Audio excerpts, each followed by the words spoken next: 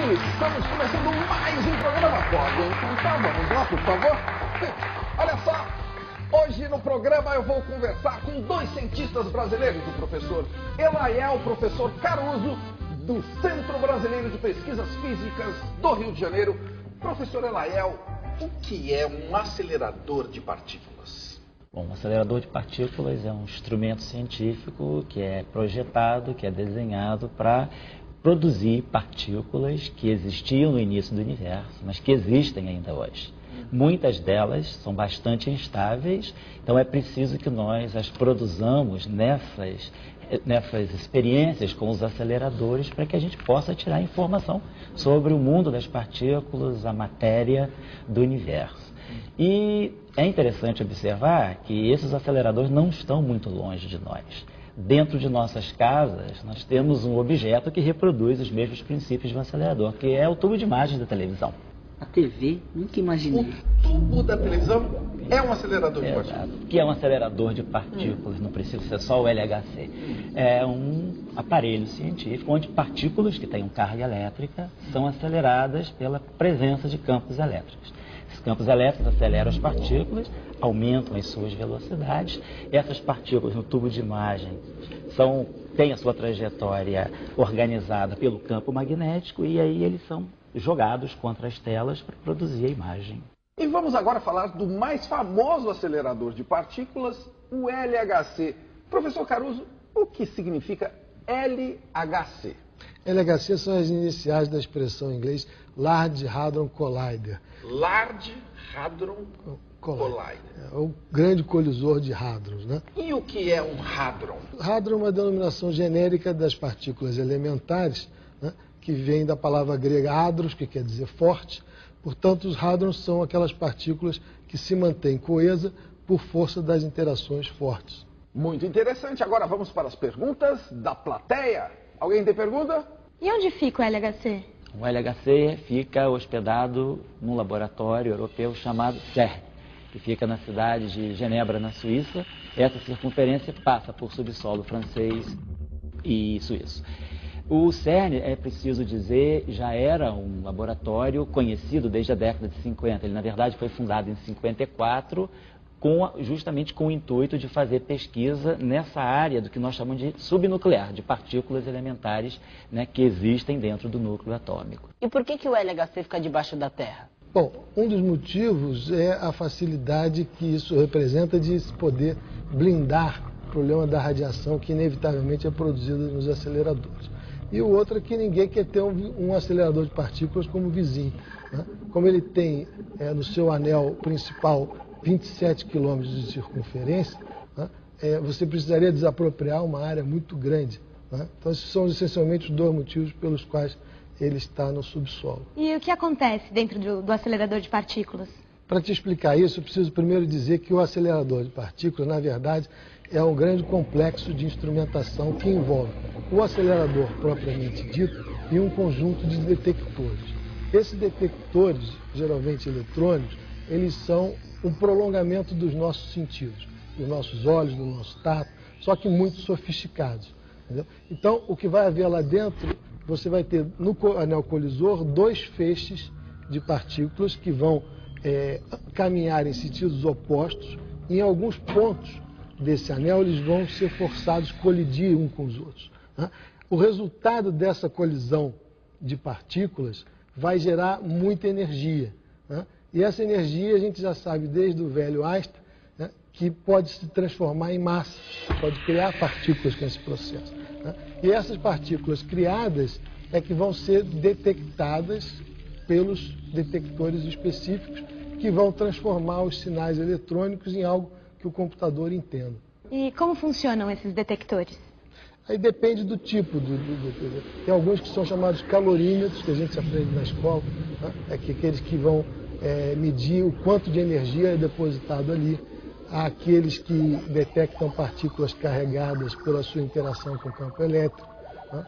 Alguns detectam luz. O planejamento do experimento, né, requer um planejamento do detector compatível com o tipo de coisa que você quer medir e o tipo de partícula que você quer observar. Agora, se falou muito de um perigo desse acelerador de partículas dar fim ao mundo num grande buraco negro. Afinal, isso pode mesmo acontecer? Fala-se, né, da produção de mini buracos negros que podem devorar, né, toda a Terra, o sistema solar. A probabilidade, há sim formação de mini buracos negros, mas nós sabemos que esses mini buracos negros também, por uma grandeza que nós chamamos de escala de Planck, eles podem durar, para você ter uma ideia, espero que os meninos aí possam entender, 10 elevado a menos 43 segundos. Então, é uma fração do segundo. 10 elevado a menos 43, é isso? 0,42 zeros e um simples 1 lá no final, na 43ª casa decimal, segundo de duração. Então, é uma fração mínima e são também mini buracos negros que não conseguiriam formar aquela densidade suficiente para criar um buraco negro na escala astrofísica como nós esperamos encontrar. Eu agradeço a participação dos professores Elael e Caruso. Muito obrigado. Mas espera aí, eu tenho mais uma pergunta. Não temos mais tempo para nada, meu caro Rafa. Eu vou chamar o nosso número musical, Com Sapiência e o rap do LHC. Olha isso.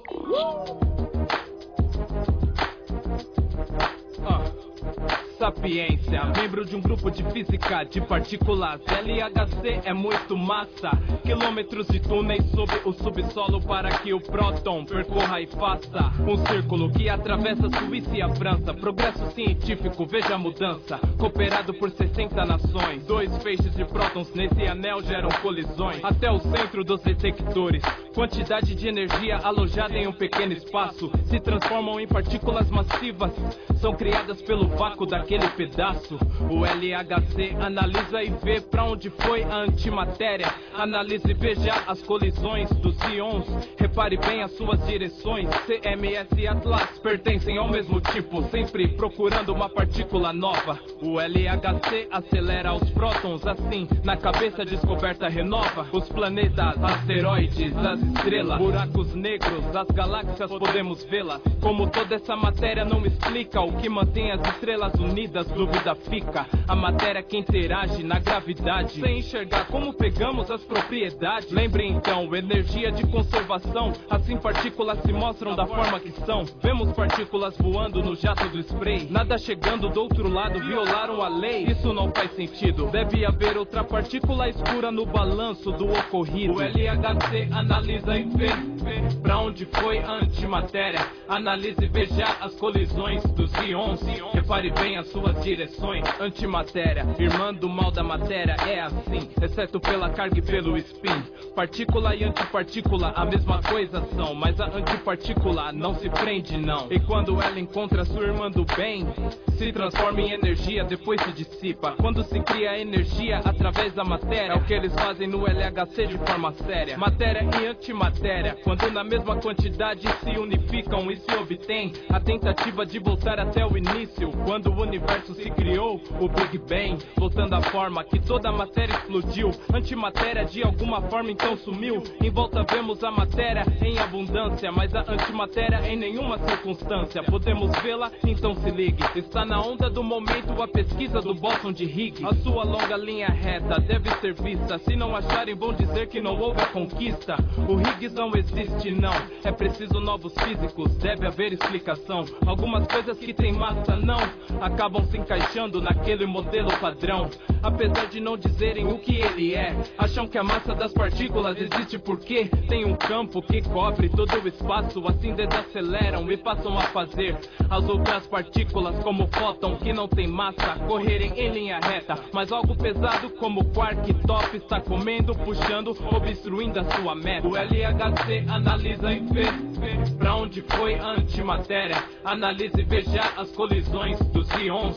Repare bem as suas direções. Você pode pensar que a gravidade é forte. Quando cai da bicicleta não demora pra chegar no chão. E você diz, minha nossa, como isso dói. Achar que a gravidade é forte é enganação. A mais fraca das forças é a gravidade. E a ciência busca a razão dessa verdade, que explica essa fraqueza nas dimensões espaciais que pertencem à realidade. Nós vivemos em apenas 3. Existem outras muito pequenas pra visualizar talvez. E são nessas dimensões que a gravidade se estende. Daí que vem as sensações. Parece fraca, mas não é. Como é curioso, as dimensões são curvadas e enroladas. Tudo isso acontece com tanta força e no nosso dia a dia não afetam nada. Se fosse minúsculo como um gravitão, passear nas dimensões você poderia. Logicamente no momento que você entrasse, de tão minúsculo ninguém te enxergaria. O LHC analisa e vê pra onde foi a antimatéria. Analise e veja as colisões dos íons.